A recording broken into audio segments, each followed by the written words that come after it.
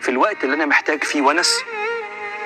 فكرتين في بالي. الفكرة الأولانية طبعا لأن المشاعر أرزاق زي ما الفلوس أرزاق، ولو إنسان بيجتهد ربنا هيبعت له.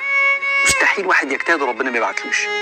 المهم إن البني آدم يرى الرزق، لأن أنا ممكن أكون محدد بيسموها الكونديشنال هابينس، السعادة المشروطة. أنا هبقى سعيد لو الناس دي حنت عليا. وفي ناس كتير بيبقوا نفسهم في ساعة أقعدها بس معاهم وهيسمعوني ويبقوا طيبين، بس أنا في حد يهمني. لما الحد اللي يهمني ده، وطبيعي البني آدم كده، يكون مش حنين عليا، ساعات بيحجبني عن رؤية ناس تتمنى الرضا مني. فالفكرة الأولانية طبعا ربنا بيعوض المشاعر القاسية، بالذات لو ما جاتش من أكتر الناس وأقرب الناس زي الأهل والأصحاب، هيعوض في المستقبل. المهم إن احنا نشوف ده. الحاجة التانية هقول كلام ممكن يبقى مناسب